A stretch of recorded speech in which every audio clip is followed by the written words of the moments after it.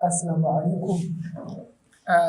Yau zan nuna mana yadda za mu yi amfani da chatgpt. Ya za mu yi amfani da application da ake kira chatgpt, shi ne abin da za mu koya a yau. Wataƙila wani bai taɓa amfani da chatgpt ba, to ga application ɗin nan. Ga shi nan chatgpt wannan ga shi nan chatgpt. So idan za ka ɗauko shi sai ka shiga Play Store. In iPhone ce da ke ki shiga App Store sai ki rubuta chatgpt. Da zarar kin rubuta za ki gan shi haka, sai ki danna install.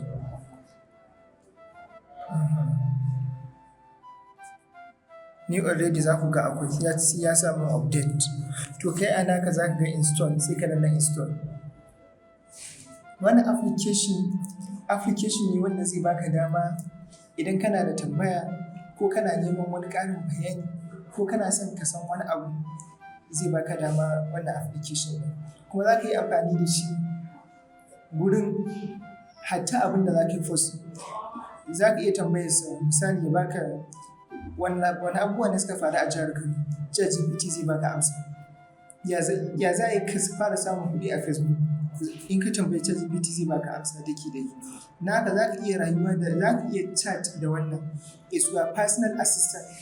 An yi shi ne domin ya taimake ka. Mu danna open. Mu buɗe chatgpt. Da zarar mun danna open, ka gana ana rubuta ask chatgpt.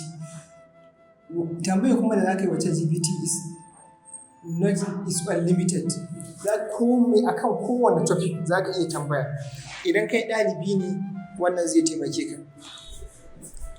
Maimakon kai ta browsing ka ɓata awanni kana ta googling, in ka rubuta wa chatgpt za ka samu amsa ka cikin sauƙi. Misali, mu ɗauki tambayar da take da alaƙa da topic ɗin da muke tattaunawa. Misali mu tambaye ta menene affiliate marketing? Affiliate marketing yaya za a yi na fara? Wani abun burgewa da chatgpt, kana tambayar cikin sauri da sauƙi take baka amsa. Ko minti ɗaya ba a yi, kuna ga ina rubutawa ya amsar ta fito.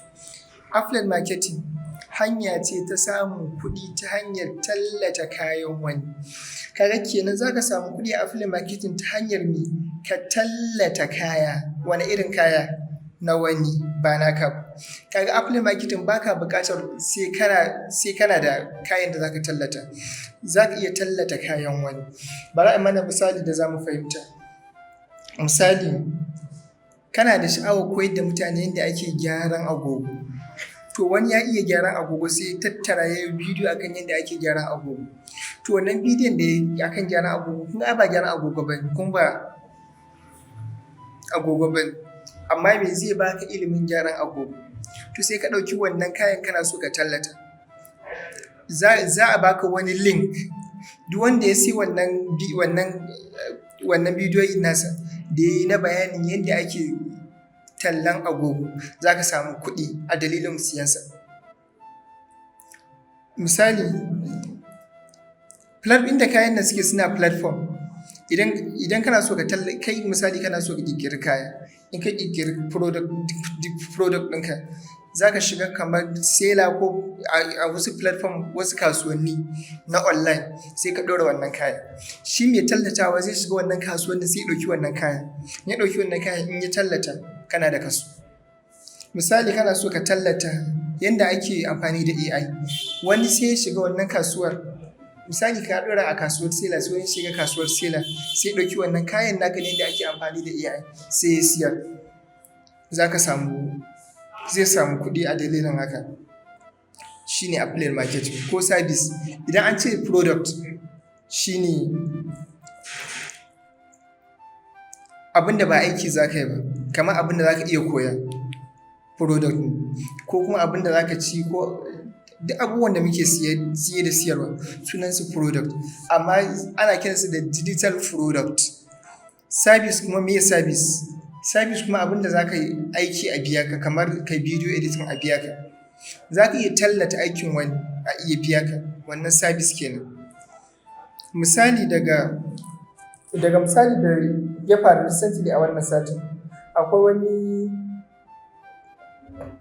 a ofis ina aiki sai yake maganar za su jarabawar NECO kuma ni abin da yake bukata naira 10,000, ya yi iyayensa duk ya rasa.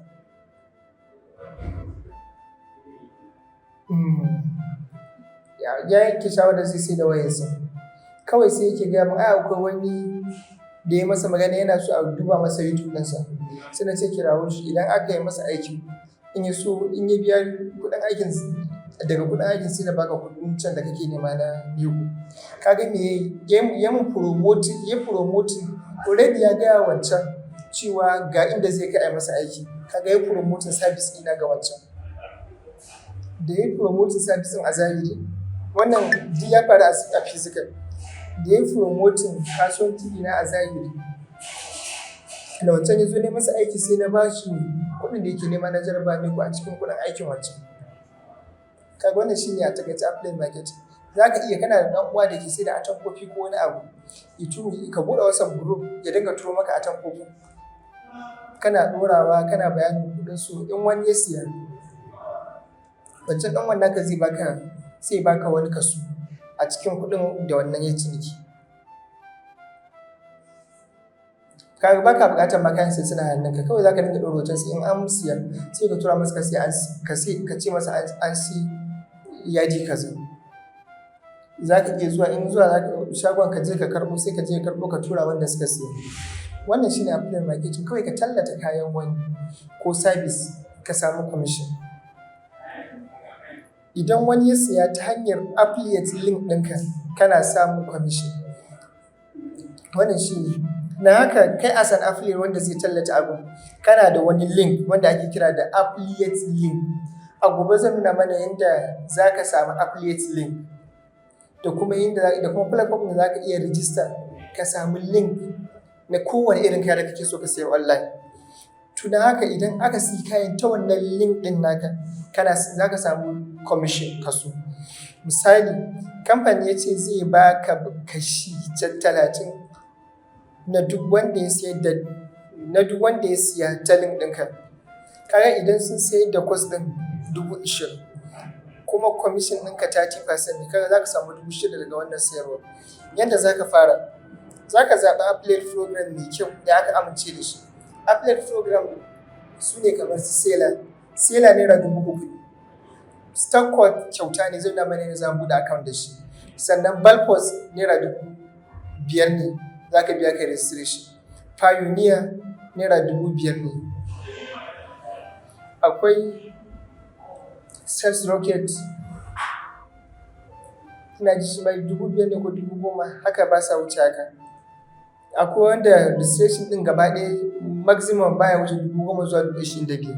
Haka za ka zaɓi platform mai kyau. Ni ina amfani da Seller ne.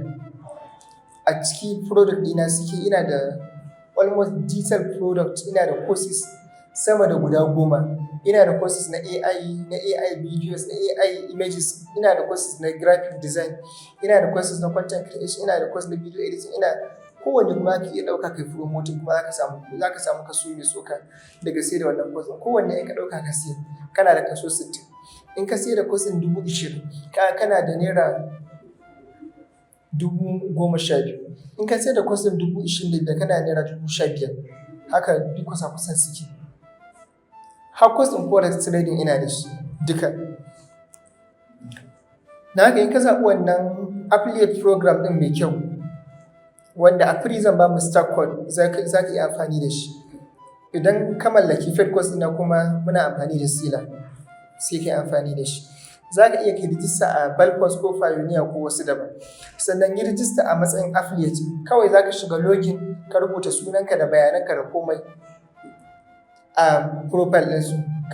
Misali ka shiga Pioneer affiliate, za ka ga login, ko Seller sai ka danna get started, kai login, ka rubuta sunanka, email address ɗinka, bayananka, password da komai.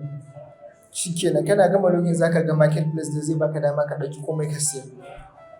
Koyi yadda ake tallata samfuri ta hanyar Facebook, WhatsApp, TikTok, YouTube, Instagram, tallace-tallace, Facebook ad ko Google ad. Na haka idan ka samu wannan link ɗin me za ka yi na gaba? Ya za ka fara promoting? Za ka yi amfani da Facebook, kana yi content, kana bayani akan wannan abin, kana ɗora content da suke da alaƙa da wannan abin, kana faɗar falalarsa da darajarsa domin akwai mutane da suke bukata. Idan kai kana posting kana bayani a kansa, za su mallaka. A WhatsApp ɗinka, WhatsApp komai na WhatsApp zai iya zama za ka yi amfani da shi gurin marketing. Kana ɗora ma a WhatsApp status, WhatsApp groups ne ka buɗe su ka dinga yin training. Individual ka dinga wa mutum bayani cewa kai yanzu ka fara affiliate marketing. Affiliate marketing kuma tun da ka fara kana jin daɗinsa. Ai a ranar ma da ka fara ka koyi ilimi, tun daga nan ka fara samun wani ilimi daban. Kana hira da mutum kana gaya masa ai daga nan tun daga ranar da ka fara day one kana kallon bidiyon farko ka fara samun ka ji ka yi wani fresh, ka ƙara samun wayewa. Daga nan wanda kake yi da shi zai ji shi ma sha'awa. Daga nan sai ka janyo hankalinsa, sai ya zama shi ne sel na farko da za ka fara yi. Haka. Da haka a WhatsApp za ka yi marketing, a TikTok shi ma ka dinga ɗorawa kana bayani, ba lallai sai ka yi bidiyon ka. Za ka iya yin faceless content creation, ka dinga hoto ne sai ka dinga ɗora rubutu a kansa, ba lallai sai ka bidiyo ba. Akwai YouTube za ka dinga bidiyo kana fahimtar da mutane kana bayani akan wani abu da kake so ka siya. Domin ka san duk kasuwa in dai babu visibility ba a san me kake ba, ka san babu ciniki. Dole sai kana bayanin me kake da me kake so ka siyar da sannan za ka samu ciniki. Sannan sai sponsor ad, ka biya Facebook kuɗi su tallata maka kasuwancinka ko Google ad, wanda za ka samu riba mai tarin yawa. A naira 3,000 idan ka san yadda za ka iya Facebook ad, za ka iya samun mutum 100 a 3,000 ka ce. A mutum 100 ko in dai har ka san me kake siyarwa, in kai musu bayani yadda za su fahimta, za ka sa mutum 5 su siya. Kaddara kana sai da abin da yake naira 25,000, mutum 5 suka siya, commission ɗinka 60,000, kaga 15,000 sau 5, kaga 75,000, kaga za ka yi making ɗinta, ka kuma a naira 3,000. Da haka abubuwan da kake bukata shine kana bukatar waya ko kwamfuta. Ba lallai sai ka buƙaci kwamfuta ba, in kana da waya mai kyau. Kai ko wayar taka tana so inda za ta buɗe maka WhatsApp da Facebook, wayar ka za ta yi. Sannan kana buƙatar internet, kana buƙatar ilimin tallace-tallace digital marketing. Kaga kenan bayan ka samu waya, ka samu internet, kana buƙatar wani ilimi daban, ya suna ilimin digital marketing. Zaka idan muka ce ka sai course domin ka koyi affiliate marketing, wannan course ne da zai koya maka digital marketing. Haƙuri da juriya, kuma in ka mallaki course nan dole sai ka yi haƙuri sannan ka jure, domin ba koyaushe ake samun sakamako cikin gaggawa.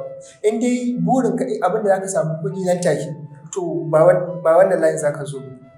Wannan sai ka yi haƙuri ka jajirce sannan za ka samu sakamako. Ba abin nan da aka ce kai rijista a yau sati mai zuwa ka fara samun kuɗi ba. No, kana buƙatar haƙuri da juriya. Affiliate marketing baya buƙatar ka mallaki samfur. Aikinka shine ka kawo masu siya kawai. Masu siya kuma za su yi amfani da wannan link ɗin naka ne su siya, ka samu ka san kai. Sannan mai samfur ya kula da biyan kuɗi da isar da samfurin. Kai kuma za ka karɓi commission ɗinka idan an samu sayayya ta link ɗinka. Wannan shi ne affiliate marketing. Misali, har nawa affiliate marketers suke samu? Affiliate marketers suke samu. Babu adadin kuɗi gaba ɗaya ga duk affiliate market, babu adadin kuɗi guda ɗaya da duk affiliate marketers suke samu. Ya danganta da ƙwarewa, yawan masu sauraro, irin samfurin da suke tallatawa. Wannan yana daga tambayar da duk wanda ya kalli tallana zai gana ce har nawa ake samun affiliate marketing. Ne bayanin menene affiliate marketing? Har nawa ake iya samu? Babu wani adadi takaitacce da aka ce ana samun har kaza, amma ana samun har sama da wannan adadin. irin samfurin da suke tallatawa da kuma yadda suke tallace-tallace ya danganta da ƙwarewa, yawan masu sauraro da irin samfurin da mutum yake tallatawa da kuma yadda yake tallace-tallace. Misali mai farawa zai iya samun 0 naira zuwa 50,000 a duk wata. Complete beginner wanda ya fara zai iya samun daga 0 naira zuwa naira 50,000 duk wata. Wanda ya fara ƙwarewa zai iya samun daga 50,000 zuwa 300,000 duk wata. Ƙwararren affiliate marketer zai iya samun daga naira 300,000 zuwa sama da miliyan 1 a duk wata.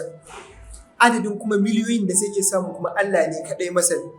Ya danganta da ƙwarewarsa da jajircewarsa da aikinsa da kuma rabansa. Domin komai rabo ne. In Allah ya yi kana da ƙwarewa, kana da dagewa, kana da jajircewa, kuma Allah ya kana da rabon, sai ka ga ka samu abubuwa masu tarin yawa a affiliate market. An ce bawa ba zai mutu ba sai ya ci arzikinsa.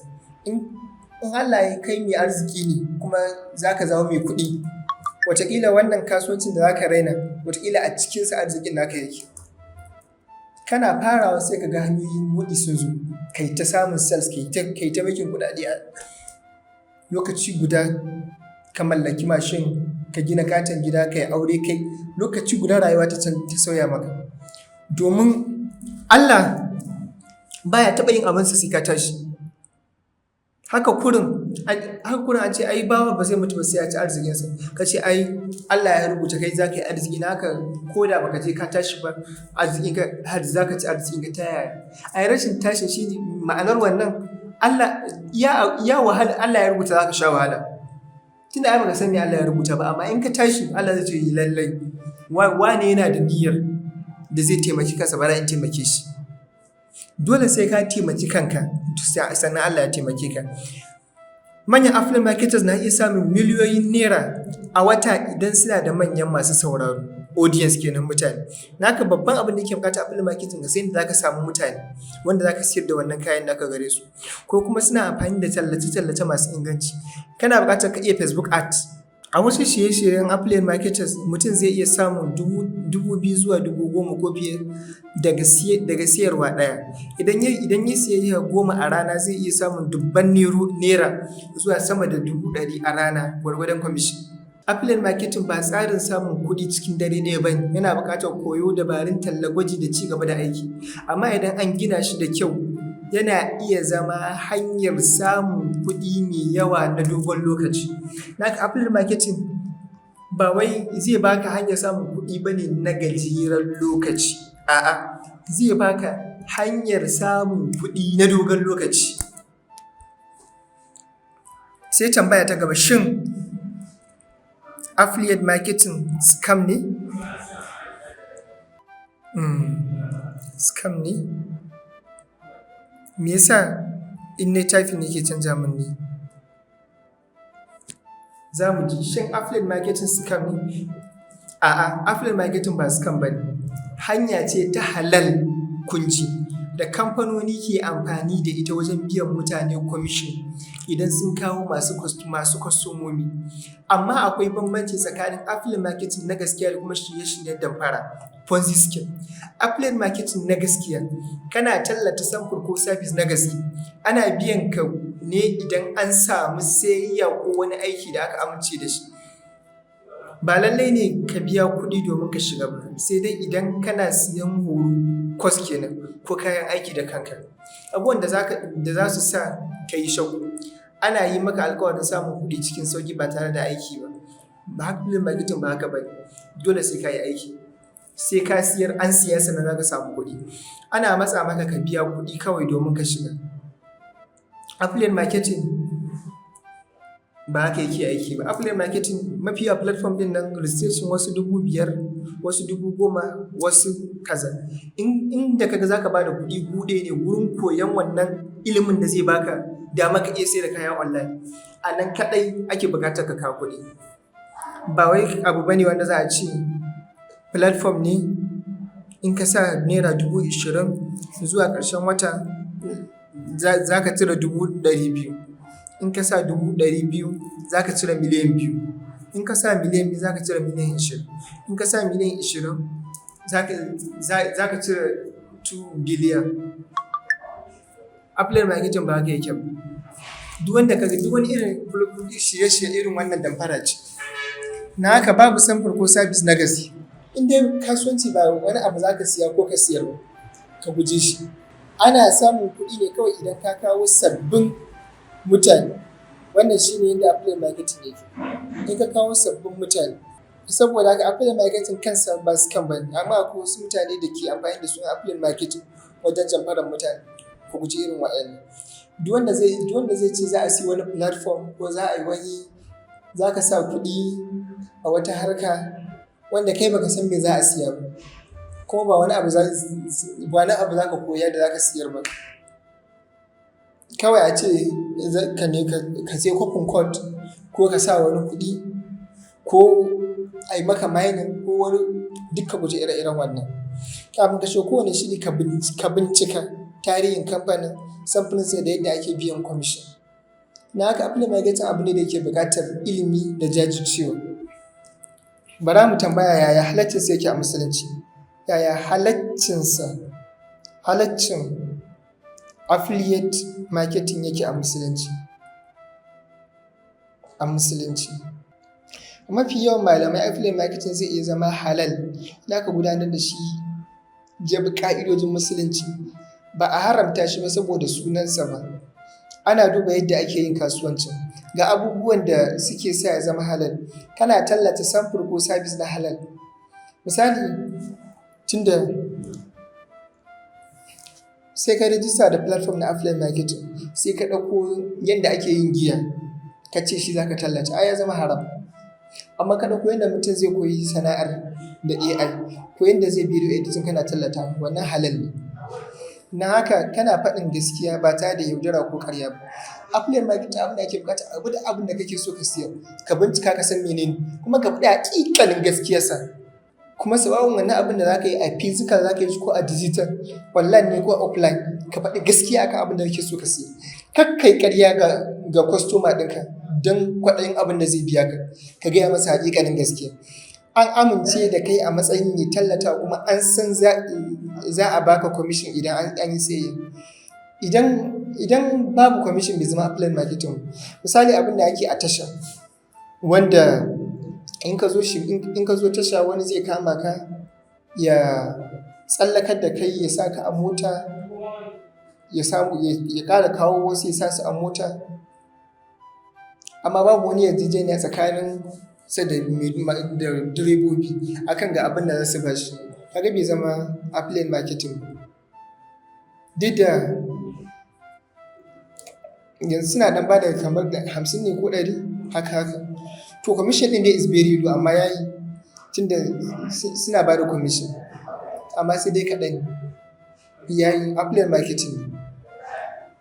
Tunda ɗan tasha ya tsallakar da kai, ya sa ka a mota, ya cika wa direban mota.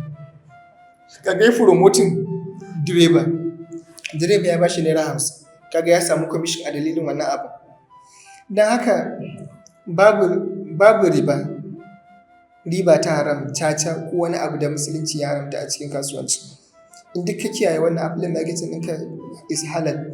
Abubuwan da za su iya sa ya zama haram: tallata giya, caca, batsa ko sauran abubuwan da aka haramta, yaudarar mutane ko yin alƙawarin ƙarya, ɓoye muhimman bayanai game da samfur, shirin ya zama damfara ko tsarin da ake samun kuɗi ne ta hanyar shigar da sababbin mutane ba tare da samfur na gaskiya ba.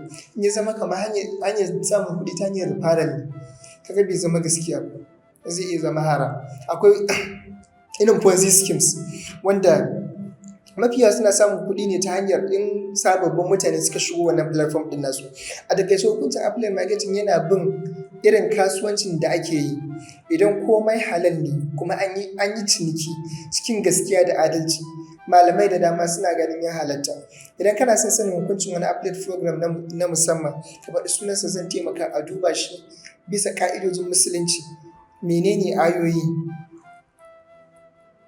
da hadisai da suka halatta affiliate marketing? Babu aya ko hadisi da ya ambaci affiliate marketing kai tsaye, domin wani sabon tsarin kasuwanci ne, amma malamai suna amfani da ƙa'idojin Alƙur'ani da Sunna wajen tantance ko ya halatta. Ga su daga cikin hujjoji: Alƙur'ani suratul Baqara, Allah cewa Allah ya halatta ciniki ya kuma haramta riba, wa ahallallahu al-bai'a wa harrama riba. Allah ya halatta ciniki ya kuma haramta riba. Kasuwanci shi kuma ciniki ne na siye da siyarwa. Ka sai da kaya kuma ka samu ga mai siya ga mai siyarwa. Ka siyar ya siya ga mai kaya sai ya ɗauki wani kaso ya baka a dalilin ka taimaka wurin siyar da kayansa. Wannan shine affiliate marketing. Ni haka kaga in ya haramta to ciniki ya haramta. Wannan aya ta nuna cewa asalin kasuwanci halal ne, sai dai idan akwai abin da ya sa ya haramta. Naka in aka shigo da wasu abubuwa wanda suke haram, to sai ya zama haram. Kasuwanci asalinsa halal ne, amma giya haramci. Naka ka sai da giya haramun kai. Alƙur'ani a cikin suratul Nisa Allah na cewa kada ku ci dukiyoyinku a tsakaninku ta hanyar da bata dace ba. Wala ta'kulu amwalakum bainakum bil batil wa tudlu biha ila al hukami litahkuma bainan nas. Na manta karshen ayi. Wala ta'kulu amwalakum bainakum bil batil tudlu biha ila al hukam. Kamar yadda Allah ya ce kada ku ci dukiyoyinku a tsakaninku ta hanyar da bata dace ba, sai dai ta hanyar kasuwanci da yardar juna. La ta'kulu amwalakum bainakum bil batil illa an takuna tijaratan hadiratan tudirunaha bainakum falaysa alaykum junahun. Wannan ayi yake nufi. Affiliate marketing yana iya shiga cikin wannan idan an yi shi da yardar juna tsakanin kamfani affiliate da mai siya. Haka affiliate marketing za a yi shi tsakanin kamfani. Dole ba ka tallata abu sai in ya zama akwai yarjejeniya tsakanin kamfanin da za ka yi talla. Misali yanzu in a sela za ka zaɓi kaya, za ka kowane kaya akwai commission ɗinsa. In ka danna za ka samu wannan link ɗin nasa. Already tun da mutumin ya ɗora kayansa a wannan platform ya yadda da a tallata, kaga yadda sa kenan. Sannan platform ɗin tun da ya rubuta commission ɗin kuma ya ɗauki gabarar biyan ka idan an siyar, kaga an sami yadda ta ɓangaren. Kai kuma za ka gamsar da mai siya ka siyar masa. Kaga kowane ɓangare ya shiga, akwai yadda kowane ɓangare. Hadisi manzo Allah sallallahu alaihi ya ce mai gaskiya kuma amintaccen ɗan kasuwa zai kasance tare da annaba masu gaskiya da shahidai. Wannan hadisi yana ƙarfafa kasuwanci na gaskiya da riƙon amana. Manzo Allah sallallahu alaihi ya ce duk musulmai suna ɗaure da sharuɗansu, almuslimuna ala shuruɗi, matuƙar sharuɗan ba su halatta haram ko haramta halal ba. Idan kamfani da affiliate sun amince cewa za a biya commission idan an samu sayayya, wannan yarjejeniya tana da inganci muddin da saɓawa shari'a ba. Waɗannan nasoshi ba su ce affiliate marketing halal ne ba kai tsaye. Maimakon haka malamai suna amfani da su tare da ƙa'idojin fiqh don cewa samfurin da ake tallatawa ya zama halal. A guji ƙarya da yaudara, yarjejeniya ta zama bayyananne, a guji rubuce da duk wani abu da shari'a ta haramta. Da waɗannan sharuɗa sun cika, malamai da dama suna ganin affiliate marketing yana iya zama halal. Idan kuma ya ƙunshi haram ko yaudara, to hukuncinsa zai canza ga wani abu da yake ƙunshe da shi. Wannan shine hukuncin affiliate marketing. Sannan ba na son ajin ya ƙare tsawo. In kana da wata tambaya, kawai kai tsaye a nan gurin inda aka rubuta reply to chatgpt, rubuta tambayar ka. Misali ga tambaya guda ɗaya, duk tambayar da kake so ka rubuta ta. Da wannan ya zama da kanka ka samu littafi da biro ka rubuta.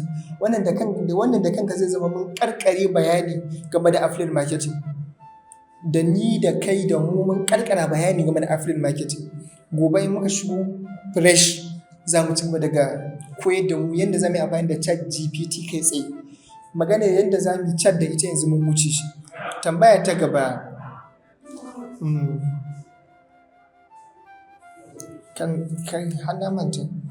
tambaya ta gaba wanda za mu yi wa chatgpt.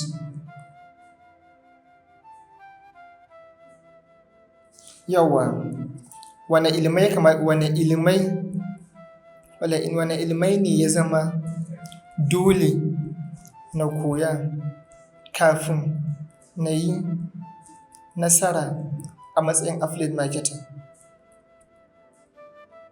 Ku tsaya ku ji.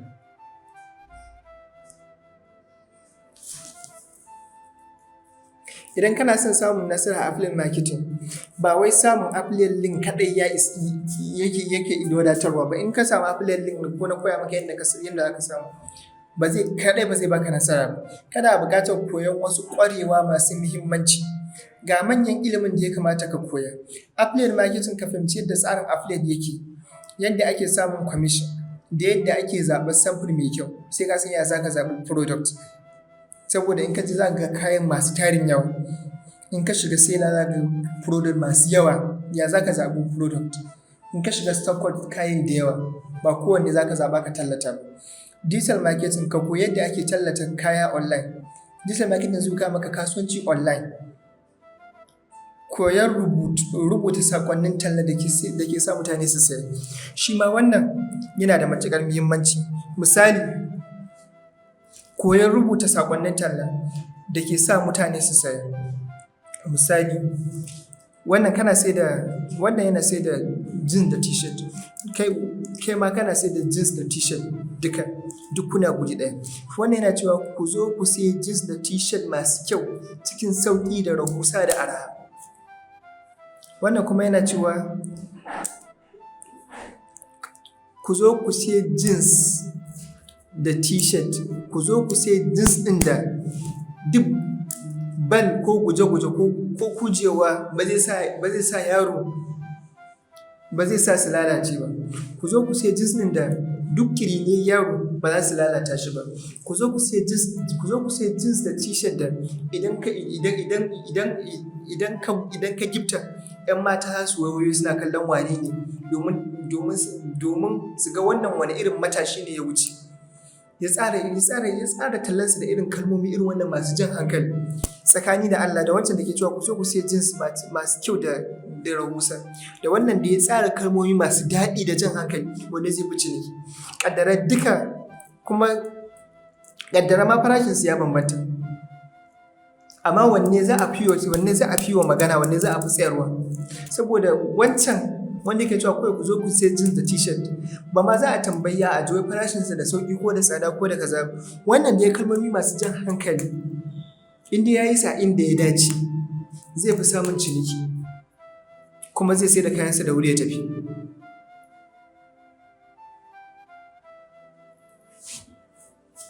Misali, in ƙara ba da misali na biyu. Misali, wannan yana harkar sai da wannan abin da ake sa wa waya, wannan paper guide ɗin ya sunansa ne ma? Abin da ake ɗorawa a kan screen ɗin waya. Na manta sunan.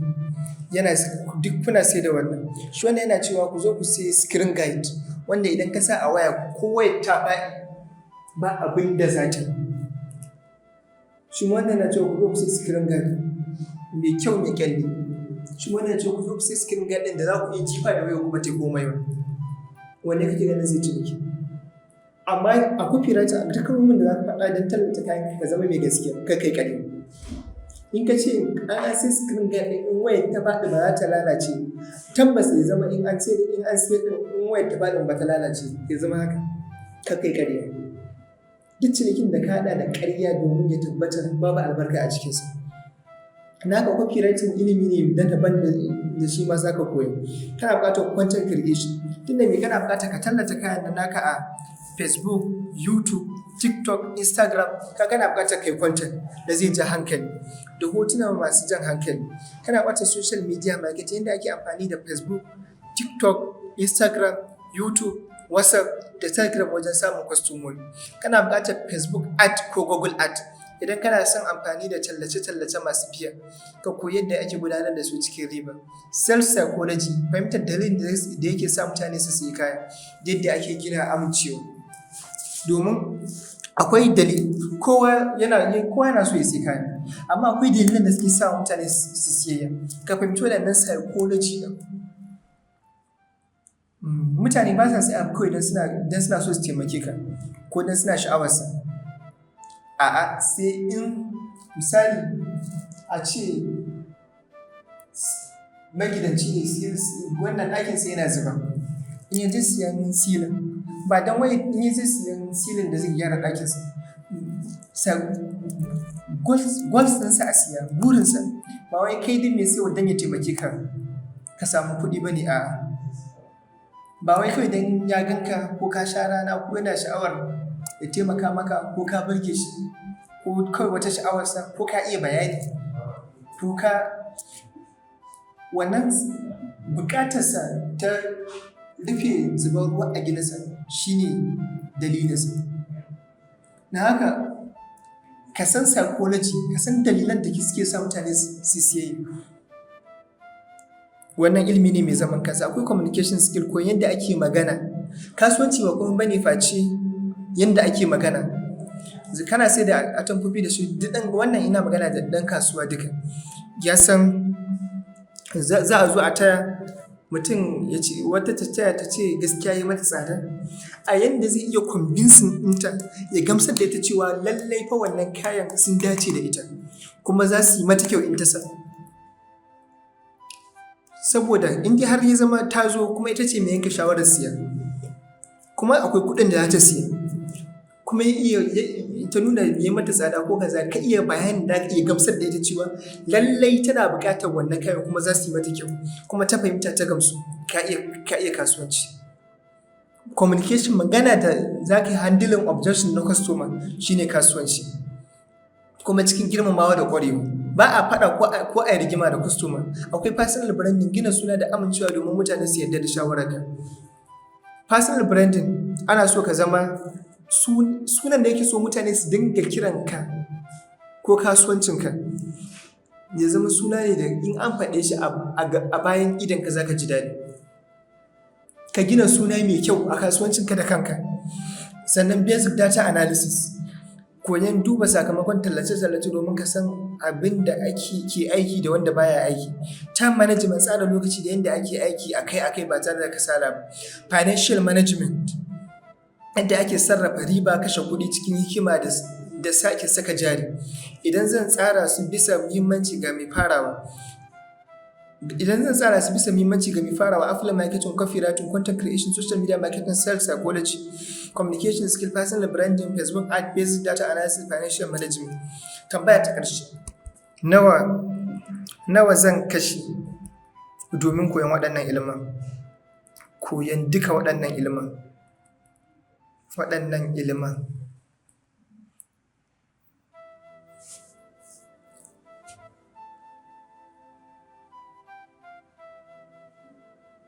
Ya danganta da lokacin da kake ba wa koyo a kullum da kuma yadda kake aiwatar da abin da ka koyo. Ga hasashe mai ma'ana, idan kana koyo awa 1 zuwa awa 2 a rana, watanni 9 zuwa 12. Idan kana koyo awa 3 zuwa awa 5 a rana da yin aiki watanni 4 zuwa 6. Kaga duka. Misali,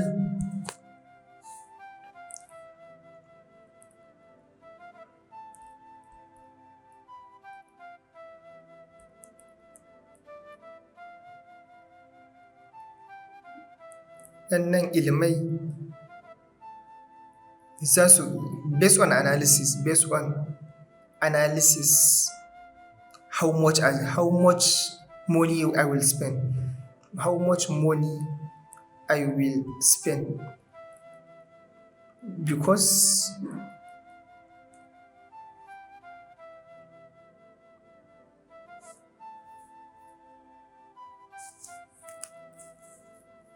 based on what I know about your goals, you already have a strong skills in video editing, graphic design, and content creation. That means you don't need to pay to learn everything from scratch. You mainly need to invest in affiliate marketing sales. Here is the realistic estimate if you buy quality courses. Affiliate marketing kaɗai kana buƙatar 20,000 zuwa 100,000 domin koyarsa. Copywriting kana buƙatar 15,000 zuwa 80,000. Salsa ko raji 10,000 zuwa 50,000.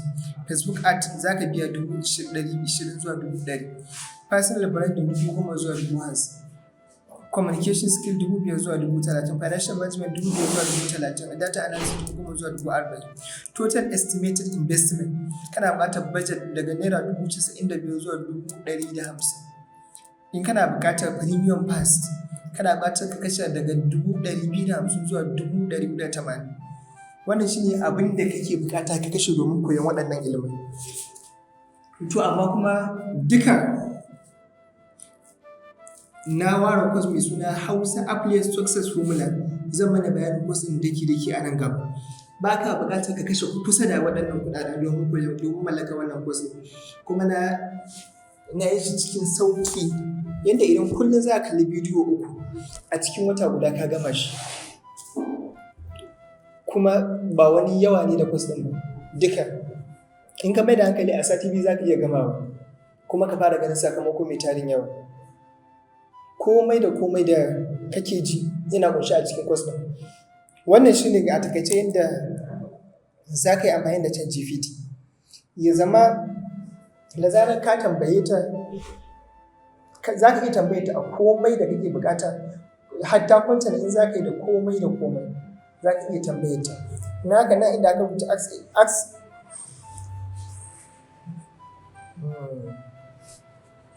inda aka rubuta ask ChatGPT, a nan za ka yi duk abin da kake so ka tambaya, a nan za ka yi. Wannan shi ne za ka amfani da ChatGPT cikin sauƙi. Duk abin da kake so a nan za ka yi. Sannan kuma abu na gaba da zan gaya mana kusan abu na ƙarshe wanda da shi zan tashi. Duk abin da za ka tambaya ka zama specific. Misali, ka faɗi direct abin da kake so. Kar ka tsaya bin wasu kwana, a'a.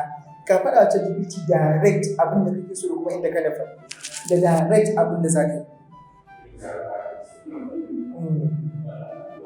Misali, kana buƙatar jin labarai da samun labari game da siyasar jihar Kano. Misali, sun tambayi ba ni labaran da suke faruwa a jihar Kano. Bayan da za a ce GPT kai tsaye tafi masu labaran siyasar jihar Kano. Amma in ka zama specific, to za ka samu sakamakon da yake buƙata. Za ka zama specific a komai da kake. In kai ɗalibi ne kana buƙatar kai project. Wannan application ɗin ChatGPT zai taimake ka rubuta project ɗinka successfully. Idan application ɗin ChatGPT bai maka ba, akwai application na gaba da zan iya maka recommending. Akwai wannan DeepSeek. Shi ma za ka amfani da shi kamar ChatGPT. DeepSeek. Sannan kuma shi ma is free ne. Sannan akwai kuma wannan shi ma Perplexity, ina sunan yake. Gashi nan. Perplexity AI. Shi ma za ka iya amfani da shi kamar ChatGPT, gashi nan. Wannan.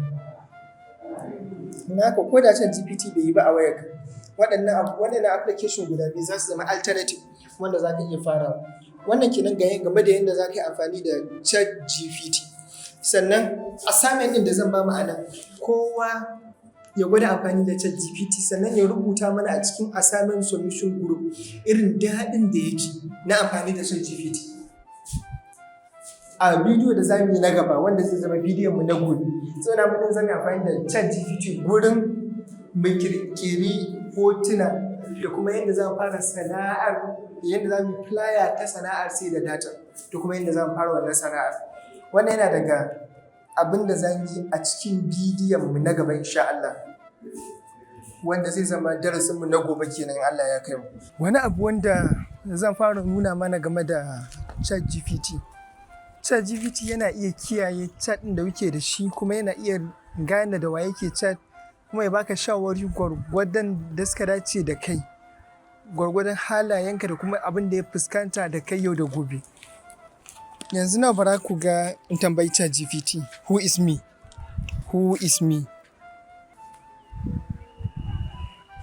Ya ce kaga based on what you have shared with me over time, here is who you are. Gwargwadon abin da kake gwargwadon tattauna da muke da kai tsawon lokaci, ga abin da ta fahimta take cewa in ji ta. Your name is Umar El Daneji, Umar Labaran Daneji. You are based in Kano, Nigeria, and your work are as aiki na film editor, ina editing films, graphic designer, website designer, digital creator, and course creator. You are also building a business around affiliate marketing and online education. Something I know about you. You create an affiliate marketing course that currently has 91 videos. You currently sell that course for 15,000 and have been thinking carefully about when and whether to increase the price. You are creating another course called Hausa Hero Blueprint from beginner to pro in editing and animation. You also have a free program called Smartphone Video Mastery, 7 days free class.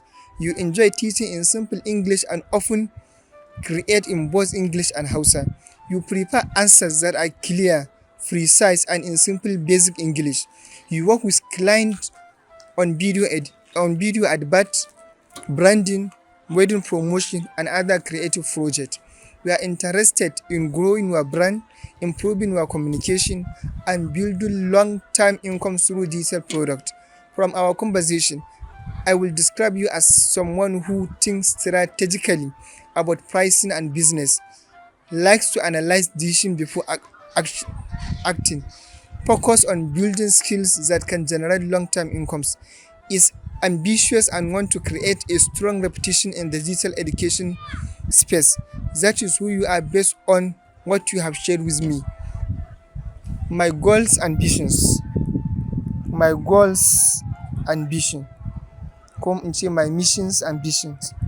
My missions, ambitions.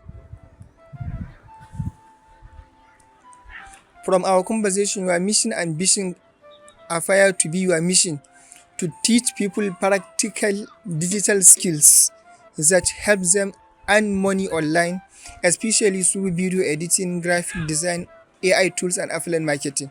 You want to make quality education affordable, easy to understand, barka lafiya, alhamdulillah, and available to Hausa speakers and others.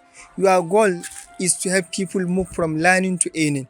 Your vision to become one of the leading digital educators and entrepreneurs in Nigeria, building a trusted brand that empowers thousands of people with profitable skills. You want to create high-quality courses, a strong learning community, and multiple digital businesses that continue to grow and create opportunities for others.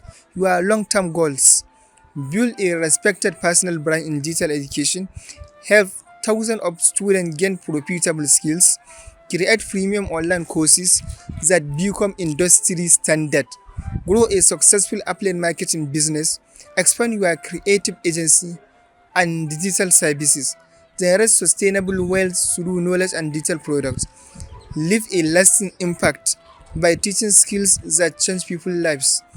These are the goals and direction I have inferred from what you have consistently shared with me. If you like, we can also write them as a formal personal mission statement and 10-year vision statement that you can use on website, social media, or in your business plan. Now, ChatGPT is beyond your understanding. It's beyond your understanding. Za ka iya tambaya ta komai ya baka shawara a komai da ke da alaƙa da rayuwarka. ChatGPT zai iya zama guidance ɗinka a kowane irin aspect na rayuwarka. Na haka duk wani abu za ka iya amfani yanzu da ChatGPT gurin ya taimake ka ka yi shi. Idan kuma mun faɗa cikin course ɗinmu na affiliate marketing, zan nuna mana gaɓoɓi na yanda za mu yi amfani da ChatGPT domin mu improving, mu ƙara inganta course ɗinmu na affiliate marketing. Wani hanyoyi za mu yi amfani da ChatGPT domin mu yi nasara, mu samar da nasarori masu yawa a affiliate da digital marketing? Ya za a yi amfani da ChatGPT gurin ya ƙara mana hanyoyin samun shigowar kuɗi a wajenmu? Ya za a yi amfani da ChatGPT wajen ya mai da mu mafiya wayewa, mafiya ilimi a harkar digital skill da digital da online business? Ya za a yi mai amfani da chatgpt wajen ya nuna mu a matsayin expert professionals, kuma mi eradicating duk wasu errors abin da ya shafi posting ɗinmu a finance ɗinmu online da komai da komai. ChatGPT za ka yi amfani da shi almost a komai da komai. Wannan yana daga abin da za mu dinga tattauna shi dalla-dalla kuma ɓangare-ɓangare idan buƙatar hakan ta zo a cikin course ɗinmu da za mu faɗaɗa bayani na affiliate marketing. Na haka a yanzu daga babban assignment da za ka yi ka duk wani abu da ke da alaƙa da affiliate marketing ka sami littafi da biro ka rubuta. Ka tambayi ChatGPT ya baka amsa, ka rubuta komai da komai, ka jotin, ka fitar. Sannan a group kai screenshot, ka turo group kai screenshot, ka turo a group don mutane su amfana daga wannan abin da ka binciko daga ChatGPT. Mutane da suke group ɗin su ma su amfana su gani. Na har kullum Umar Dinji nake cewa ma'assalam. Na gode. Allah ya ba mu nasarori, Allah kuma ya ba mu buɗi da dacewa. Na har kullum Umar Dinji nake cewa ma'assalam, ma a darasi na gobe inda zan ƙara bayani game da hanyar da za mu yi amfani da ChatGPT wajen creating images da sauransu. Na gode.